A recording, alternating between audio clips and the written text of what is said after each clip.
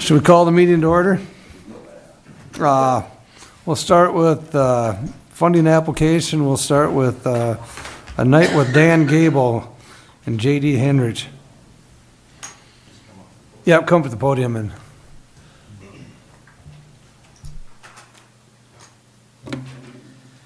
Good afternoon. My name is J.D. Heinrich, the coach and founder of American Outlaws Wrestling. American Outlaw Wrestling was formed in October 2022 around my two boys.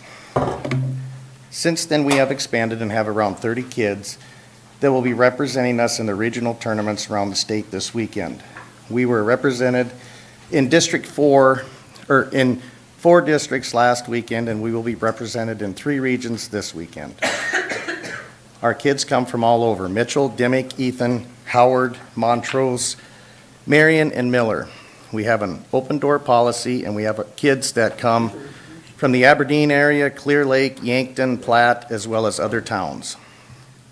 We don't believe in charging to help kids, so there are no fees to come practice with us. My time is all donated to helping our youth accomplish their goals and dreams in the sport of wrestling. We practice in my shop in Dimmick, and I purchased the first set of mats with my own money to get the program going. Since we do not charge entry fees, we have done raffles, and last year we put on 2 events to help fund the club and get more equipment for our room. Last year we put on a youth duel tournament on the baseball field in Dimmick. To my knowledge, it was the first ever youth duel tournament held outside on a baseball diamond in South Dakota. We had 7 boys teams and 4 girls teams come to the event, and it brought around 400 people to the town of Dimmick, which many stayed in Mitchell the night before. Our second event was held the first weekend in November, the Monster Brawl. The Monster Brawl had 204 wrestlers entered last year, and we had 10 different states that the kids entered in the Monster Brawl represented. We had kids from North Dakota, Nebraska, Utah, Wyoming, Iowa, Minnesota, Wisconsin, Kansas, Pennsylvania, and South Dakota, of course. This brought people to stay 2 nights in Mitchell. For the first year, it was a success. To keep promoting wrestling in South Dakota, I had another idea to bring someone to South Dakota that is a legend in the sport, none other than Dan Gable. Dan Gable was a wrestler and a coach, considered to be one of the greatest wrestlers of all time. Gable is a 2-time NCAA Division I national champion, a world gold medalist, and an Olympic gold medalist. Gable was only the 3rd wrestler to be inducted into the United World Wrestling's Hall of Fame in the Legend category. In 2014, Gable was inducted into the International Sports Hall of Fame and awarded the Presidential Medal of Freedom in 2020.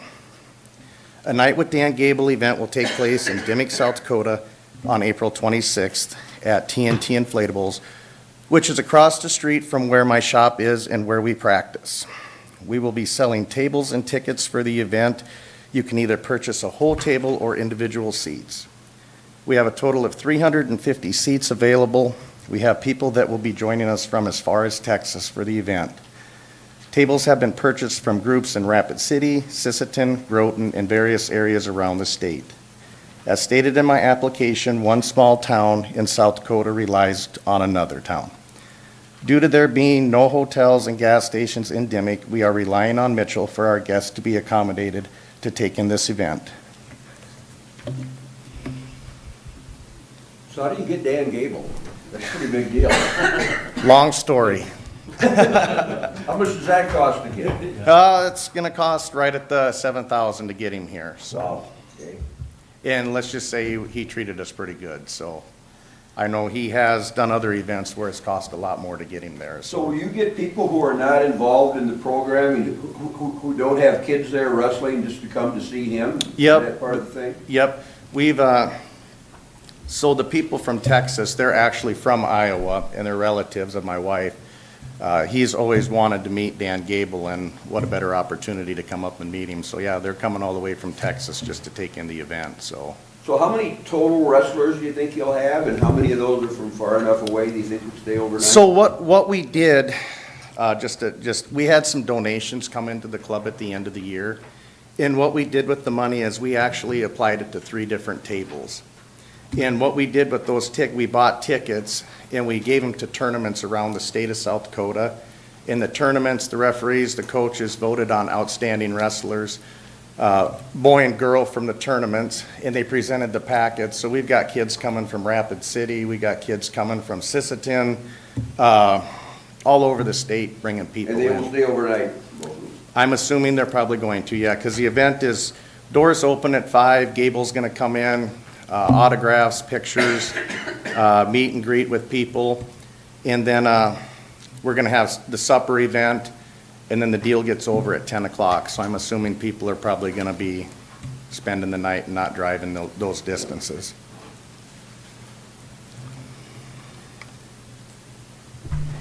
Any other questions?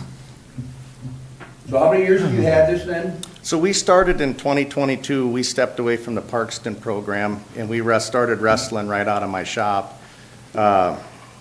My 2 boys I've been their coach since day one. Jory was going for his 3rd consecutive state title last year. McCoy was going for his 1st title. 2 years ago, all 3 of my kids made the finals, and this year I'll probably have 3 kids in the finals again this year, so. We're looking at probably bringing home 5 state champions this year if things go right, so. Have you got a goal for what you'd like to, I mean, for seats to sell? I'm just I- looking around the area. Yep, Howard, Wagner, Kimball, I mean, you know, if you can get 25 tickets sold in all these hotbed communities. To be honest with you, I'm kind of surprised we're not sold out yet. Yeah. We've got a total of 38 tables, 350 seats is what we had for seating. Right now, we got 15 tables left, so we're sitting at around 120 tickets left to sell. Okay. So, Good. I mean, we've sold half of them already, so. Yeah. And I kind of figured after state high school wrestling slowed down that the ticket sales would pick up because everybody was more focused on wrestling and everything, and it has. I mean, the tickets have started moving again, Yeah. so.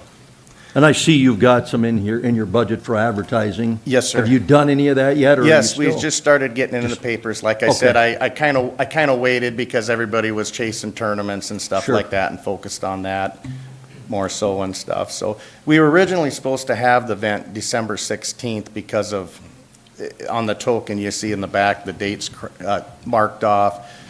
But we run into problems with interfering with wrestling meets, Christmas concerts, Christmas stuff. So Gable was actually gracious enough to allow us to postpone it till the 26th of April, so. Okay.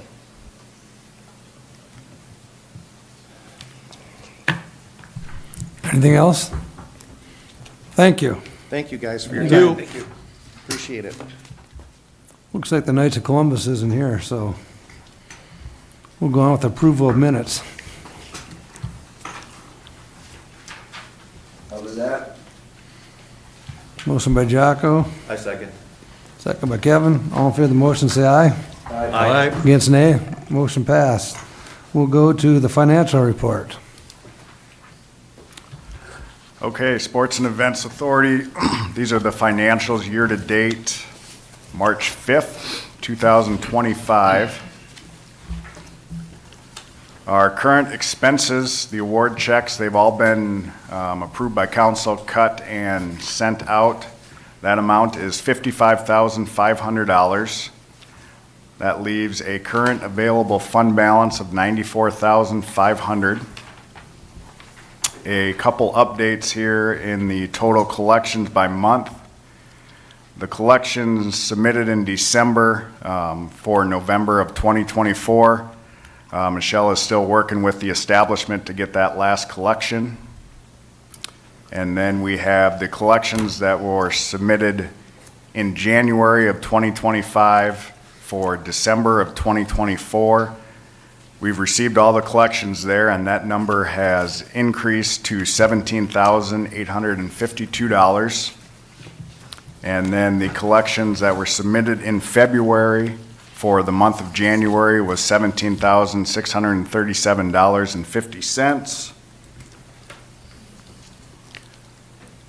For this year, we have all the collections have been submitted, so that gives us a year-to-date collections of $35,459.50. That equates to 17,745 room nights.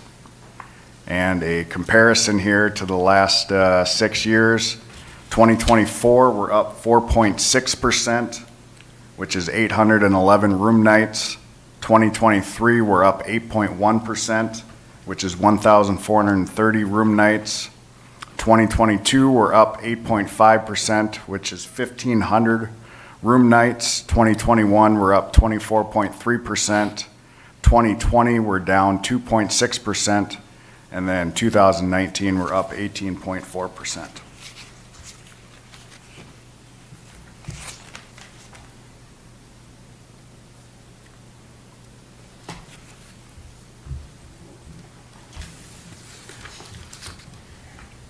Entertain a motion on it. Move for approval. Second. Vote by Tim, second by Corey. All in favor of the motion, say aye. Aye. Against, nay. Motion pass. We'll go to valuations. So we had 3 evaluation forms and financials that were submitted here. These were all events that actually have taken place this year. So the first one was the first annual, the indoor pickleball tournament that took place January 4th and 5th. The event exceeded expectations, drew a field of 80 players throughout 8 different divisions. Feedback: players were pleased with the way the tournament was run and the setup in the Dakota Wesleyan Fieldhouse. Estimation of around 30 room nights for the event. $2,500 is what the SCA awarded the event. That was used for prizes and medals and the purchase of the equipment for the event. Financials were included. There was a net income of $3,088.85. That goes towards the success of next year's event, as well as helping with the outdoor courts at Hitchcock Park as well. I don't know if Tim, if you wanted to share anything. So 80 players, is that kind of what you expected, or is that a little better? Yeah, that was the max because we had 6 courts, so yeah. Could have had more probably, couldn't you? If we had more courts, yeah, we're looking at next year, yeah. How'd you do? Quite a bit more. I mean, how many could you add if you weren't limited on courts, just based on input? I'm sure we could get 30, 40 more players, you know. You pick a weekend and there's always something going Yeah. on, so but, no, it worked well. I mean, for the first time ever. Were you a champion? What's that? Were you a champion? No, I was not a champion. Wow. Third runner-up? They moved me up a division, Oh, they did? yeah. Cheaters. You're sandbagging. Yeah. Okay, the next evaluation form was for the middle school all-state jazz band. That was January 31st and February 1st. The event met expectations. They were showed appreciation for the SCA sponsoring and awarding funding for the jazz band. They did just provide a little feedback as far as a couple places they went to eat. Were a little slow and caused some people to be late coming back to rehearsal. Total spectator attendance, 204. They had 38 participants. And then here is a list of where those participants and band directors came from. They estimated around 45 room nights for the event. The Performing Arts Center hosts the event next January 30th and 31st. SCA awarded $1,000, and those funds helped pay for the guest directors. A profit of $667.67. That goes towards the fund that helps get some of the directors to the State Music Educator Conference coming up here. The last evaluation form was the DW Culver's Girls and Boys High School Basketball Classic. That was February 14th and 15th of this year. Event was above expectations. 36 total teams, 18 girls on Friday, 18 boys on Saturday. $3,000 was awarded from the SEA. That was used for facility rental and referees. And then a total profit of $7,265.97. That will go towards team maker scholarships for the DW men's and women's basketball programs.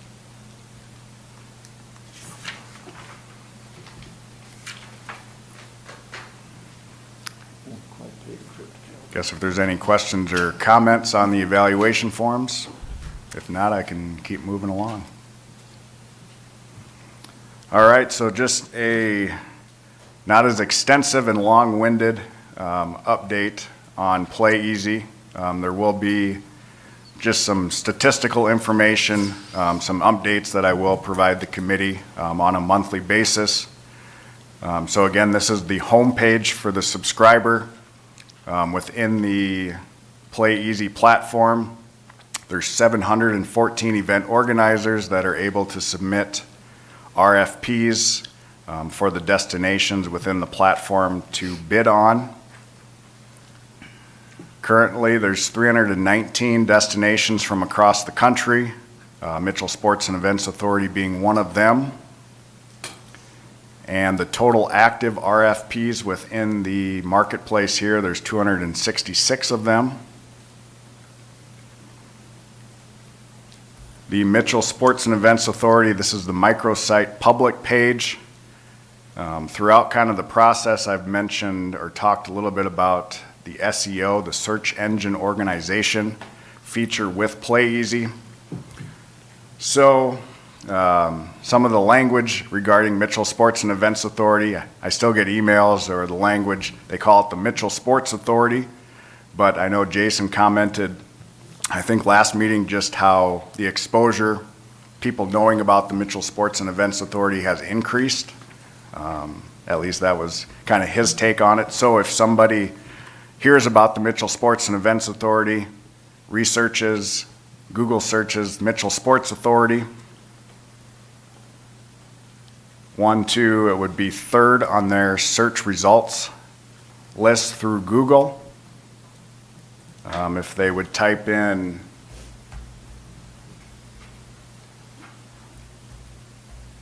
the correct spelling of it here and everything, again, it would be number 3 on their search results list. Anything within our microsite, the more specific they are with their Google search, the higher up it will be in their search results. But they click on the Mitchell Sports and Events Authority Play Easy public page, brings them to this. Again, they're able to share the link to this page. Each microsite has a QR code that's created.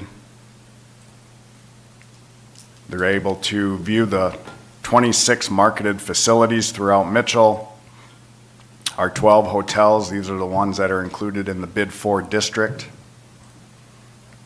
The listed 225, whether it's shopping services, food and drink, entertainment, or transport. We have 5 Sports and Events Authority sponsored and funded events coming up still that they're able to view. Photos that are on the microsite, posts that have been done for the specific events coming up, and those posts show on this feed. So our last one here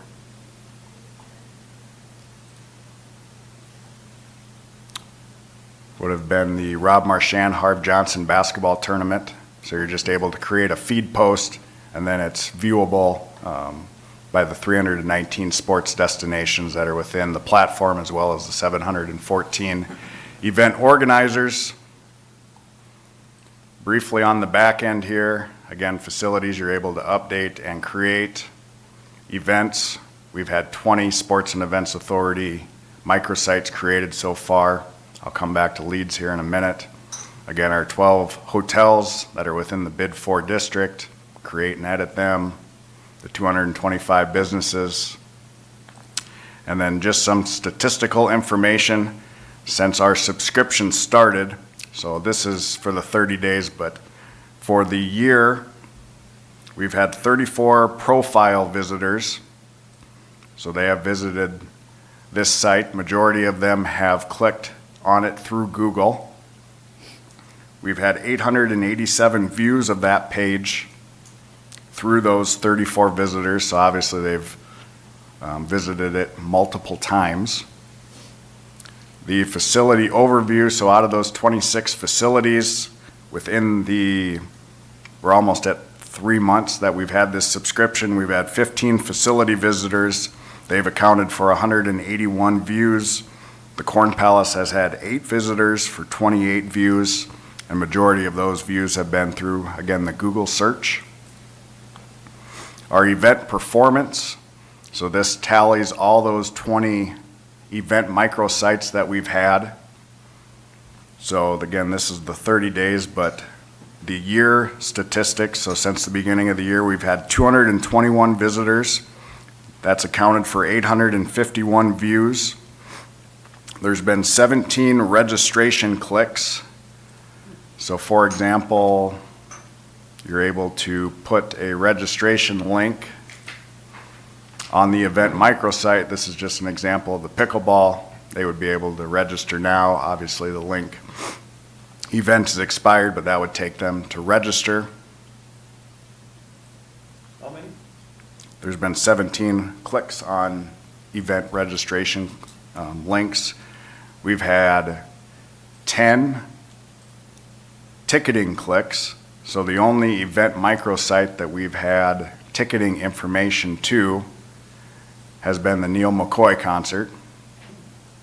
Now, whether or not they've purchased a ticket, obviously that doesn't show up through this Play Easy platform. But again, here's the microsite for the Neil McCoy concert or the Your Town Tour. They get tickets. It takes them to the Corn Palace eTix website. And again, whether or not they actually purchased a ticket, we're not able to see that, but we've had 10 ticketing clicks. Event-wise, the DW Culver's Classic has been, so far is the highest viewed event microsite. They've had 47 visitors. That equals 147 views. And then when we go to event performance, it breaks it down here as well. But again, this is just within the last 30 days. Overall, Culver's Classic has been the most viewed event, again, through Google search as well.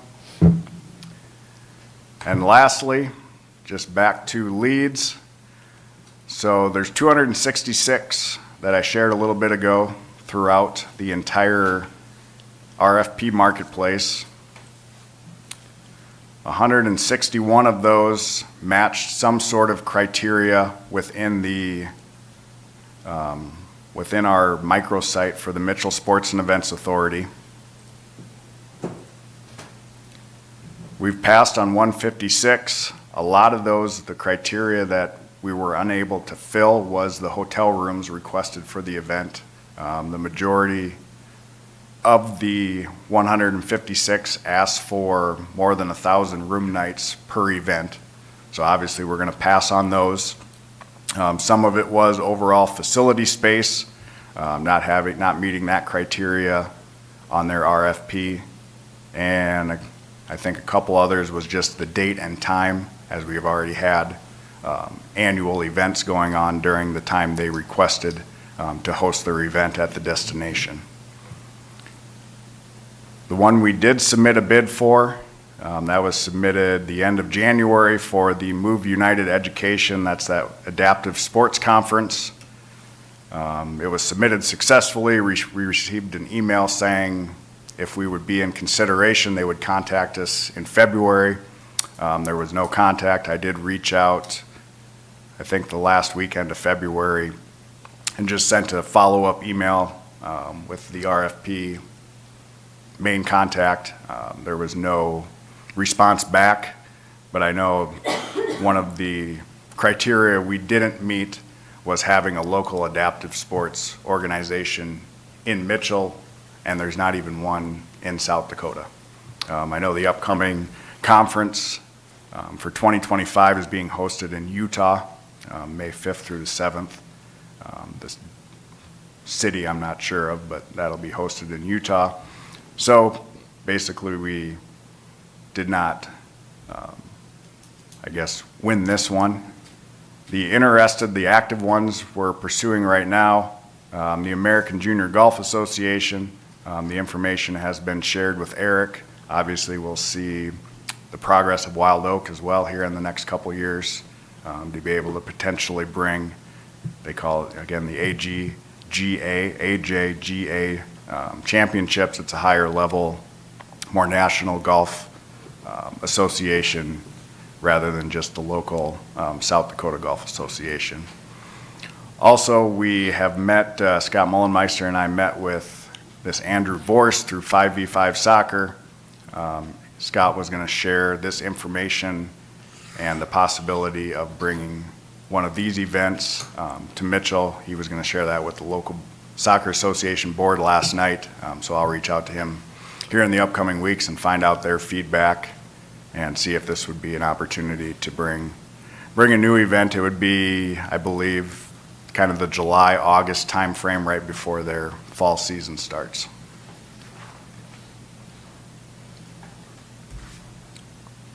So that's all I have as far as Play Easy. Questions, feedback, comments? How many events do we miss out because of not enough hotel rooms? And then how many do we need and how many do we have? We have 859. So 141 to get to that 1,000 room nights. How many events do you think we got passed up by? I guess I don't know an exact number. I'd say the percentage was probably over 25% of those 156. Okay, thank you. Facility space and just, again, you don't want to overlap some of the events that have been going on an annual basis here in Mitchell as well.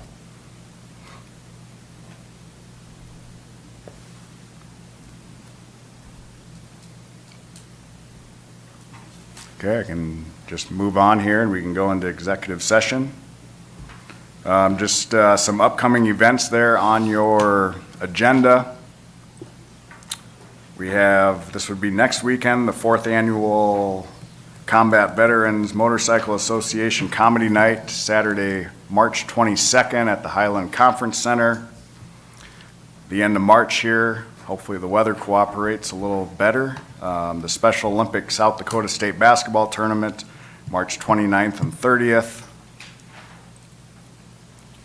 The DW Spring Golf Invite, I had a typo there, that's April 7th and 8th at Lakeview Golf Course. And then as always, complete list of events on the Mitchell Chamber events calendar.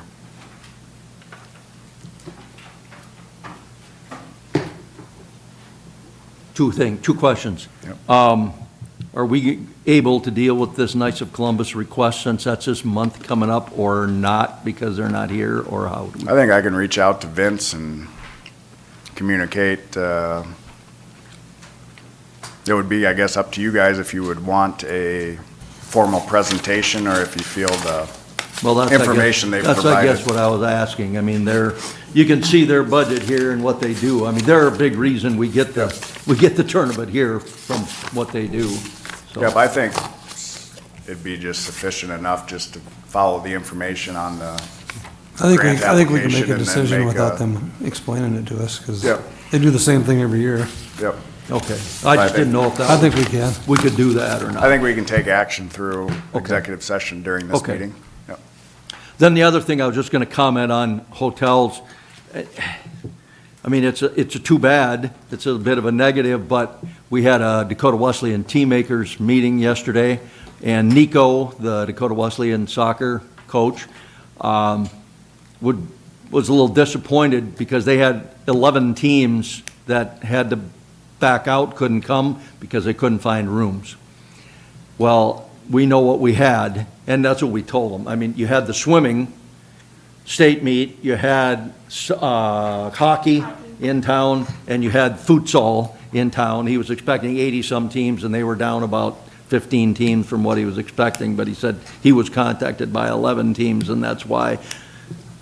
But we said that the swimming wasn't even scheduled. That's when Rapid City backed out, and then they jumped on that weekend. So it's unfortunate, but if you hear something down the road, that's, you know. I mean, that's pretty strange that we had all that stuff going on. Yes, I mean, what are you gonna do? There's not gonna be a conflict next year. I don't No, know, with all no. the other stuff. Yeah, yeah. That's state So it is what it is, I guess. Yeah, it makes difference. Yeah. Yeah, futsal will stay at the same date, because I know they work around other events, one in Spearfish, where they have teams alternate, back on a yearly basis. There's a new one down in Sioux City, Yeah, I believe, that just started on artificial turf, indoor artificial turf. So he said he did lose some teams down to that event as well. but he did say he's seriously considering a new one in the summer, later in the summer, August or something, so.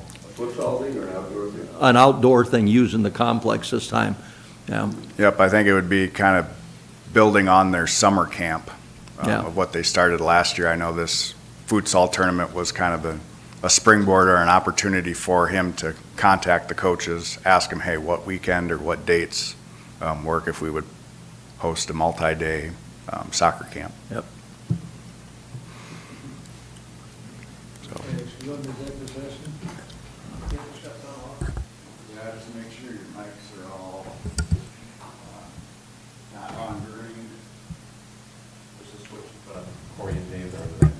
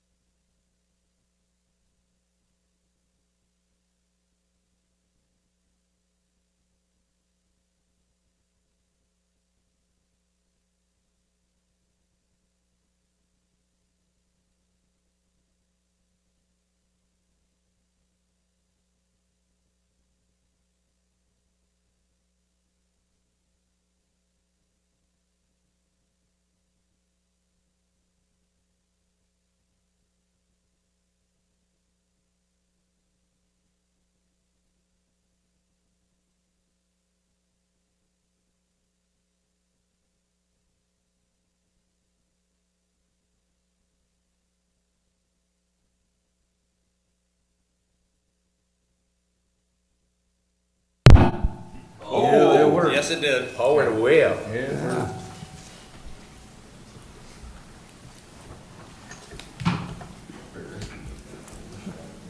I was waiting for the spark.